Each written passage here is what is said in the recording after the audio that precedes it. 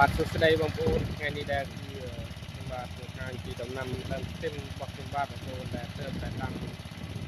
ហើយប្រហែលជា2-3ថ្ងៃមុនទេបងប្អូននេះពេលនេះកំពុងតែស្រោចស្រពទឹកបងប្អូនស្រោចស្រពទឹករួចហើយបងប្អូនហើយយើងដើរបិទ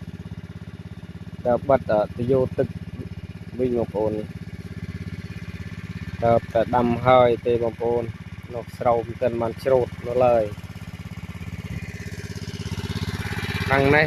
ស្រូវ 3K ខាងនេះចិត្តបានផលទៅដែរបងប្អូនទឹកច្រើនពេកនឹងកើតតាមបន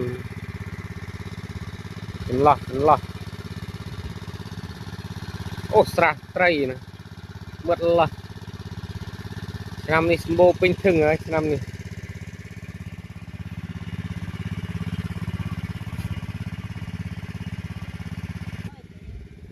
នេះខាងនេះយើងស្រោចរួចហើយមិញព្រោះយើងស្រោចមួយចង្ហៀងវានេះស្រោចខាងនេះម្ដងយើងស្រោច2-3 រងដាក់ទឹកសាច់បងប្អូនប៉ុន្តែទឹកសាច់តនៅប្រហែល3-4 រងទៀតបានស្រោចរួចហើយនេះកំពុងតែរៀបចំដាំបណ្ដើទៀតបងប្អូនអើយសល់ពេជ្រកន្លះរងដើមអត់សូវល្អប្រហែលទេបងប្អូនមកវគ្គនេះវាខាតដែរអត់សូវកើត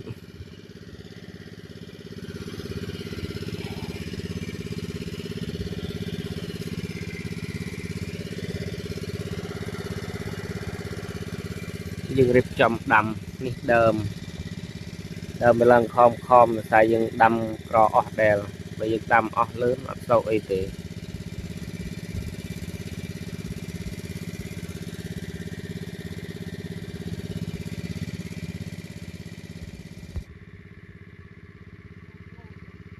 នេះបងប្អូនយើងដាំចេះអីបងប្អូនអត់មែនចាប់ប៉ុនមីដៃប៉ុនមីជើងញក់ទេគឺយើងចាប់មកដើមដាក់ដាំធំចុះពូជនោះគឺយើងចាប់មកដើមពីដើមតាមដើមទូចដើមធំដើមតិចតួចដាក់2ដើមធំដាក់មកដើមឆាប់បែកគុំឆាប់បានផលដាំពេលព្រឹកជាសៅអន់ជាពិសេសដាំពេលរសៀលពេលល្ងាចជាយើងដាំរួចចេះយប់ទៅធ្វើខ្ទឹមយើងអត់អន់ទេអត់ទន់ដើមប្រផ្លែប្រផ្លាបគឺដើមនៅរឹងល្អ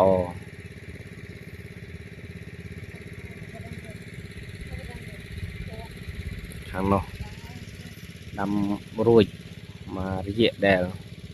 จะមើលតិចទៀតនេះខ្ញុំបាទទៅបង្ហាញកន្លែងដែលដាំរួចត្រូវដកលក់ខ្លះបងប្អូន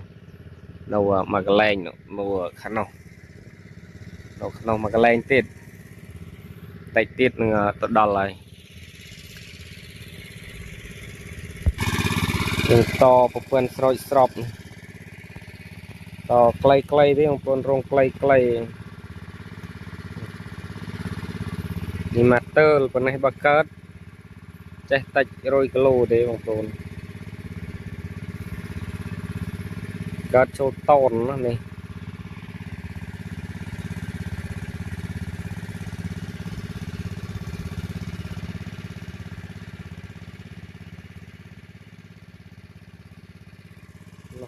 ទឹកជ្រូតស្រូវខាងនោះ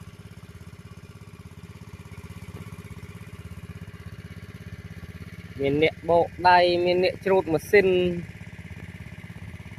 នេះក្រជ្រូតស្រូវទុំឡើងចង់បាក់ដើមអស់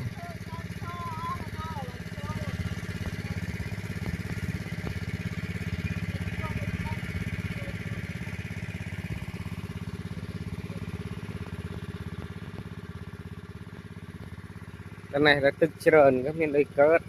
3K ហាច់បងត្រីកើតតែខាងនោះទឹកច្រើនពេកឆ្នាំនេះ ណាមួយដីស្រែមិនមានកន្លែងប្រហូរទឹកចេញផង